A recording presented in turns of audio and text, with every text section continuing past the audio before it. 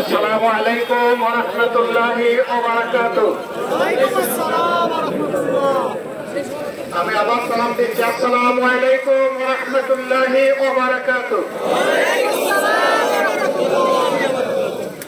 আলহামদুলিল্লাহ আলহামদুলিল্লাহি রাব্বিল আলামিন ওয়াসসালাতু ওয়াসসালামু আলা রাসূলিহিল কারীম ওয়া আলা আলিহি ওয়া সাহবিহি ওয়া আহলি বাইতি আজমাইন। আম্মা বা'দ।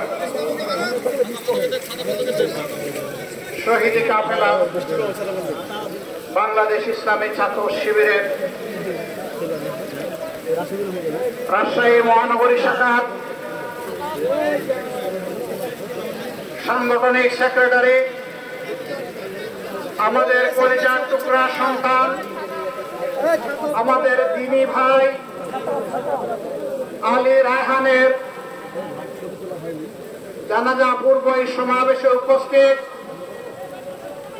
আমার প্রিয় সংগঠনের কেন্দ্রীয়, আঞ্চলিক এবং স্থানীয় নেতৃবৃন্দ,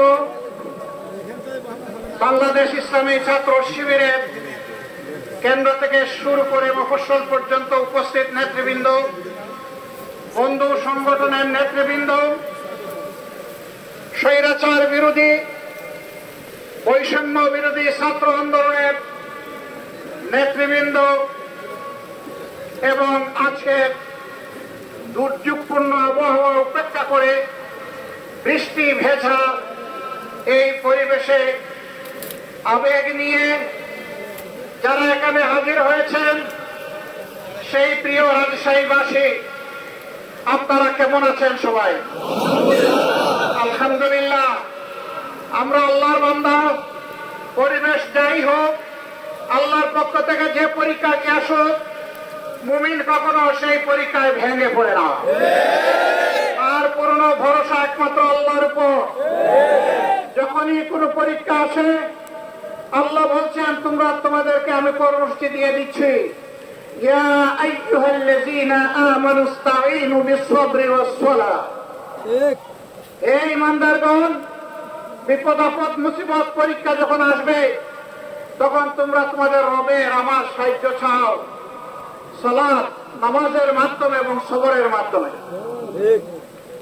আগে সবরের কথা আল্লাহ বলেছেন, পরে নামাজের কথা বলেছেন। এরপরে আল্লাহ তাআলা বলতেছেন, নামাজীদের সাথে নয়, আমি তাকে সবরকারীদের সাথে। সুবহানাল্লাহ। সবরের এত শক্তি, এত মর্যাদা, সম্মানিত ভাইরা। এরপরে আল্লাহ বলেছেন, ওয়ালা তাকুলু লিমান ইউকতালু ফি সাবিলিল্লাহি আমওয়াত। সাবধান, এদেরকে মৃত বলবে না। যারা আল্লাহর পথে অন্যায়ের বিরুদ্ধে লড়াই করতে গিয়ে জীবন দিয়েছে, তাদেরকে মৃত বলবে না। তারা তাহলে কি বলবো? আল্লাহ বলছেন, বাল আহইয়াউম ওয়ালাকিন লা তাশউরুন। বরঞ্চ এরা জীবিত। আল্লাহু আকবার। সে বলে আলী রায়হান মৃত, সে জীবিত। এই ঘোষণা কার? আল্লাহ রাব্বুল আলামিনের। এই ঘোষণা কার? আল্লাহ রাব্বুল আলামিনের।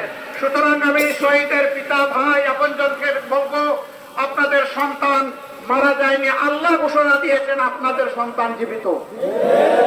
সম্মানিত ভাইরা, আবু সাইদ থেকে শুরু করে আলী রায়হান, তাদের রক্তের কাছে এই জাতির ঋণী। এই জাতিকে এই ঋণ পরিশোধ করতে হবে।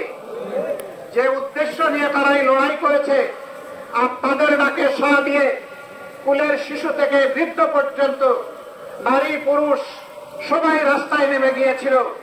আমি সেই বীর যোদ্ধাদেরকে আরেকবার আমার অন্তরের অন্তঃস্থল থেকে